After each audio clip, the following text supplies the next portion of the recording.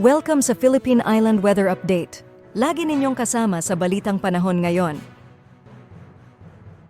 Patuloy pa rin umiral ang northeast monsoon na amihan dito sa bahagi ng northern at central Luzon kung saan ngayong araw ay magdadala pa rin ito ng maulap na kalangitan na may mga kasamang pag-ulan dito sa silangang bahagi ng northern at central Luzon. Samantala ngayong araw ay magiging makulimlim din yung panahon at magiging mataas din yung tsansa ng mga pag-ulan, pagkidlat at pagkulog dito naman sa bahagi ng Quezon at Bicol region, dulot naman po yan ng easterlies. And sa kasalukuyan ay wala tayong minomonitor na bagyo or LPA na maaari makaapekto dito sa ating bansa. At para nga sa magiging lagay ng panahon ngayong araw ng Sabado, maulap na kalangitan na may mga kasamang pag-ulan yung mararanasan dito sa bahagi ng Cagayan Valley at Aurora, dulot po yan ng amihan. Samantala, magiging maulap din yung kalangitan na may mga kasamang kalat-kalat na pag-ulan, pagkidlat at pagkulog dito naman sa bahagi ng Bicol region, maging sa area din ng Quezon, dulot po yan ng easterly. So pag-iingat po para sa ating mga kababayan dyan sa posibilidad ng mga pagbaha at pagguho ng lupa. Samantala, sa nalalabing bahagi naman ng Luzon ay magiging bahagyang maulap hanggang sa maulap yung ating kalangitan.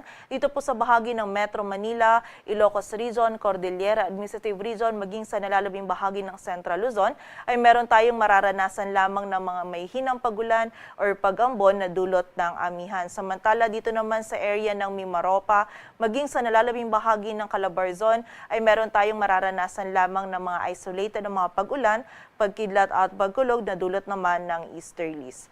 Agwat ng temperatura sa Metro Manila ay mula 23 to 31 degrees Celsius. Samantala sa bahagi naman ng Visayas at Mindanao, ngayong araw ang buong bahagi ng Visayas at Mindanao ay makakaranas din ng bahagyang maulap hanggang sa maulap na kalangitan. Meron lang din posibilidad ng mga isolated o yung mga biglaang pag-ulan, pagkidlat at pagkulog, dulot pa rin po yan ng easterlies. And itong mga pag-ulan po nito ay posibleng maging short duration ng mga moderate to heavy na mga pag-ulan na maaari pa rin magdulot ng mga pagbaha at pagguho ng lupa. So pag-iingat pa rin po para sa ating mga kababayan. Agwat ang temperatura sa Cebu ay mula 25 to 30 degrees Celsius at sa Davao naman ay 24 to 32 degrees Celsius. At para naman sa lagay ng dagat baybayin ng ating bansa, wala na po tayong nakataas na gale warning. Ngunit iba yung pag-iingat pa rin para sa mga kababayan natin na maglalayag sa mga dagat baybayin ng Northern Luzon, maging sa silangang dagat baybayin ng Southern Luzon at ng Central Luzon, maging sa silangang dagat baybayin din ng Visayas, kung saan magiging katamtaman hanggang sa maalon pa rin po yung lagay ng ating karagatan.